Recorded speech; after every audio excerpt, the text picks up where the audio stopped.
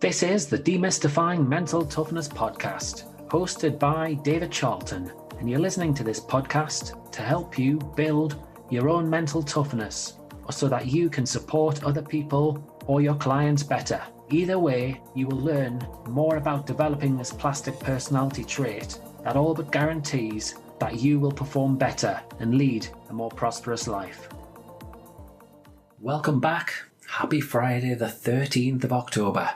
If you're listening to this episode on the day that it was released, I wonder, do you believe in the fact that today is supposed to be an unlucky day? I sure don't. Though it's amazing what our mind can do to us, the tricks it can play on us, how it can impact our day or our performances. And this is what we go on to discuss in this short clip, where Dan Abrahams and I chat about transferring your skills from training to matches, where we get in our own way, and Dan goes on to share the concept of a game face, which is a really valuable tool every player should have in their toolkit, if you ask me. You mentioned there about challenges. Let's start with that. So one of the challenges I noticed, both at elite level and with youngsters, but we'll start with youngsters, be it grassroots or academy, is transferring their skills from training into match situations. It's a broad question, but feel free to delve into that topic. Yeah, thanks for that very broad question. And you know, you as a sports psychologist, you know, are mentioning or describing it as a broad question because, you know, we know there's so many individual differences out there from that perspective. But look, if we take it from a global perspective, clearly when it comes to game day, players are going to experience a higher volume of anxiety, or some players, many players are going to experience a higher volume of anxiety than they do in training. There's not a lot of repercussions, real or imagined, if you get things wrong in training. I mean, there can be some, but it's not the same as game day. And so what happens? You experience anxiety, doubt, worry, fear. You can experience as a consequence of that a drop in confidence. You can become easily distracted. You can play inhibited. You can experience as a consequence of emotional constructs such as anxiety a rise in intensity levels, and then maybe even a drop-off in intensity levels. I mean, that's been my experience, David. I don't know about you, but there can tend to be a real inconsistency as a consequence of the negative feelings and emotions, or unhelpful, I should say, feelings and emotions that one might experience on game day. So the long and short of it, mate, is that I'm really passionate about players having a framework to the mental side of their game. Over the past 15 years working in football and across all sports, all too often I feel I sit down with a young player, but an elite player as well, but young players, and they're unable to articulate what they want to achieve mentally on the pitch, what they want to achieve mentally on game day. And I think they need that. Because of the reasons that I've mentioned, because of the real or imagined stress that that's being put upon them. And so really, a lot of my work, when we're talking about the performance side of things, is to go in and help players have that mental skills framework or mental framework. And so over the years, the way I've gone about things, Dave, is I've kind of taken the psychological literature, tried to demystify it as best I can without completely losing efficacy around the theory and making stuff up. So I'm trying to be theoretically underpinned. I'm trying to be evidence informed, but trying to create tangible, practical, applicable, simple techniques that players can go and execute. So for example, I talk to players about having a game face. I talk to players about having a match script or a game script. I talk to players about squashing ants, using controllers, raising bars, being in HPM, high performance mindset. And we can delve into any of those if you so desire. But that's what I'm trying to do. Let's create a framework, a practical framework that they can go and execute that's going to potentially alleviate the anxiety and unhelpful emotions and feelings and sensations that atrophy their performance. Obviously, you're talking there a lot about the language, and yes, you use the evidence-based stuff, the theories, but yeah, a footballer isn't going to really take that on board if you're having a conversation with them, not fully. So yeah, I get that. Let's go with an example so we can dig into some of these frameworks. Assuming I'm a player who does get anxious before a game. I start games slowly, jittery, and my confidence is low. Can you talk me through some of those frameworks and what I could potentially expect in some sessions from yourself? Yeah, sure, certainly. And these things can be challenging to describe because they're never really unidimensional, and often you're going in from a multidimensional perspective, and by that I mean there's never sort of one solution that is going to be the overarching solution. So what I would say to you here is I'd underpin what I'm about to say with this philosophy, that I would try to help player turn down the volume of importance around game day. Turn down the volume of importance around performance on game day, and up the volume of importance around mindset.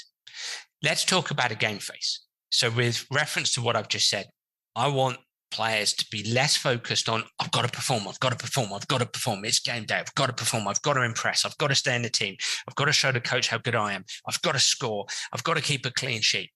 Those exist, and I'm trying to, over time, shift that extreme language away from I've got to, I must, I should, to I'd like to. These are some outcome and performance goals I'd like to achieve, but I want them to be focused, or I'd suggest that they be more focused on, let's say, something like a game face. You mentioned a couple of minutes ago that footballers don't necessarily want to hear the psychological jargon that we learn about and cherish. Things like individual zone of optimal functioning, right? Now, I say that, or self-efficacy theory. I say those two things, individual zone of optimal functioning and self-efficacy, because they're kind of the two psychological theories that underpin a game face. It's much easier to say game face than it is individual zone of optimal functioning. So I help players to create a game face. What is a game face? It is your optimal mental state. It's the personality you want to portray on the field of play. It's the attitude you want to have. It's the style in which you want to execute every action, every responsibility. I'll give you an example to illustrate what a game face is. I'll give you an example of a game face of a player who I work with, who I'm blessed to work with some pretty good players. And this player would certainly, I would say, would be in a top 20 list of best players in the world right now. And this player has a game face of dominant and relentless, dominant and relentless, dominant and relentless. Sounds quite simple, but dominant and relentless. So when he went into a very, very big game a few years ago, he was creating a story and an inner narrative going into that game of, my job on the pitch is to be dominant and relentless. I'm going to be dominant and relentless for every action and every responsibility, every run, every movement. Everything I do, I'm going to be dominant and relentless. I'm going to hold myself dominant and relentless. I'm going to present myself dominant and relentless. If there's a camera watching me, it's going to see 95 minutes of dominant and relentless with every action and every responsibility. If I miss a chance to score, dominant and relentless. If we go a goal down, dominant and relentless. If my opposition is getting the better of me, I'm going to be dominant and relentless. If my cross goes into row Z, I'm going to be dominant and relentless. If I make a mistake, dominant and relentless. If I have a poor period of play, I'm going to be dominant and relentless. I'm going to say it, be it, do it, act it. Non-stop, no matter what. Nothing and no one takes me away from that. So rather than this player weaving an inner story, a narrative around got to perform, got to win. This is such a big game. I've got to play well. I've got to prove myself. I can't make mistakes. I can't let my teammates down. Very simply, he was just weaving this story around his actions and his responsibilities with these two action-based words, dominant and relentless. And that's what a game face is. A couple of action-based words, often attached. Often I extend that onto perhaps bringing in a model player. So, for example, I'm working with a player at the moment who has a game face of dominant focus Busquets. So we brought a model player onto these action-based words, dominant focus Busquets being Sergio Busquets, Barcelona holding midfielder. And this always gets a little bit of a chuckle from players, I might use a concept like an animal. So, for example, I've worked with a very prominent striker in the world game who had a game face of confident, relentless lion. Confident, relentless lion. Because he said, I'm like a lion in the penalty area. I'm the king of that penalty area. And that sounds a little bit strange, I know, but that's the way our brain tends to work. It tends to love metaphors.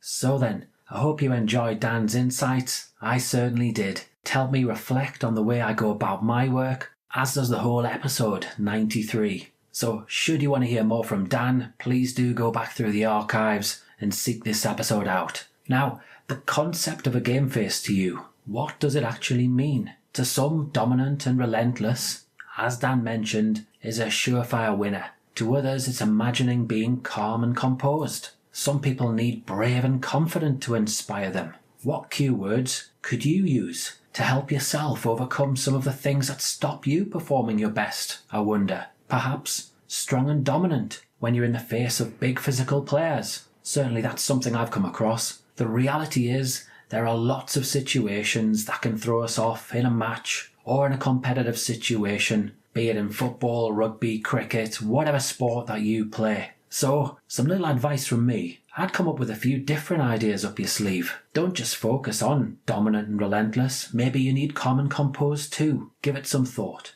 And until Tuesday's football-related episode, if you have a spare 30 seconds, please do rate and review the Demystifying Mental Toughness Podcast favourably with Apple. It has a huge bearing on our reach, and the more 5-star reviews, the better, as we can influence more and more people in a positive manner. Enjoy your day.